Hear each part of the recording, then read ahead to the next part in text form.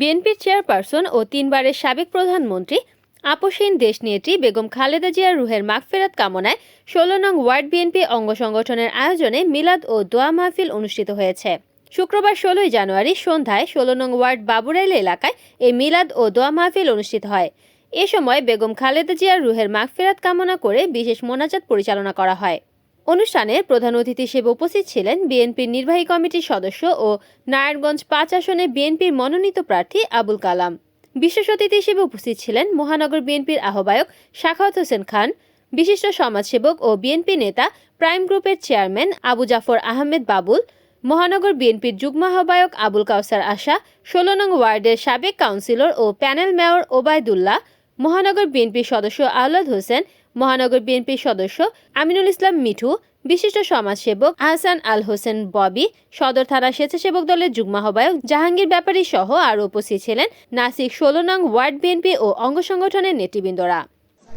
তারুণ্যের প্রতীক জনাব তারেক রহমান একটা শান্তির বার্তা মতো আমাদের কাছে এসে উপস্থিত হয়েছেন। আপনারা জানেন আজকে যার জন্য যার রুহের মাগফিরাতের জন্য দোয়ার জন্য এসেছি, উনি তার সারাটা জীবন এই দেশের স্বাধীনতা, সার্বভৌমত্ব, এই দেশের জনগণের ভোটাধিকারের জন্য তিনি লড়াই করে আপসহীন একটা জীবনযাপন করে গেছেন। আমৃত্যু একটা আপসহীন জীবনযাপন তিনি করে গেছেন। এখানে যারা উপস্থিত আছেন সকলের কাছে আমার বিনীতভাবে আজকের এই দোয়া মাহফিল থেকে একটা অনুরোধ থাকবে, এই যে ত্রয়োদশ জাতীয় সংসদ নির্বাচন, যেহেতু আমরা 17টি বছর জাতীয় সংসদ নির্বাচনে আমরা ভোটাধিকার প্রয়োগ করতে পারিনি, আমরা সকলে এই নির্বাচনটা ভোটাধিকার প্রয়োগের মাধ্যমে বেগম খালেদা জিয়ার জন্য যেন উৎসর্গ করতে পারি। সেই সাথে ২৪-এর গণঅভ্যুত্থান, এই ফ্যাসিবাদ বিরোধী পুরোপুরি আন্দোলনে যারা গুম খুনের শিকার হয়েছেন, সেই সাথে ২৪-এর গণঅভ্যুত্থানে আমাদের ছাত্র ভাইয়েরা যারা অকাতরে তাদের জীবন দিয়েছেন, এই ভোটাধিকার প্রয়োগের মাধ্যমে তাদের জন্য যেন আমরা এই নির্বাচনটাকে উৎসর্গ করতে পারি। বাবুরাইল কিন্তু ওর একমাত্র বোনের বাড়ি, এই বাবুরাইল ওনার একমাত্র বোনের বাড়ি। এখানে সকল এই এলাকার অনেক আত্মীয় স্বজন, আমার ফুপুর বাড়ির আত্মীয় স্বজন, আমার ফুপুর বাড়ির আত্মীয় স্বজন হিসাবে বাবুরাইলবাসীকে আমি বলতে চাই, আপনাদের পরীক্ষিত বারবার আপনাদের প্রত্যক্ষ ভোটে নির্বাচিত আবুল কালাম সাহেবকে সকলে ইনশাল্লাহ ১২ তারিখে ধানের শীষে ভোট দিয়ে জয়যুক্ত করবেন।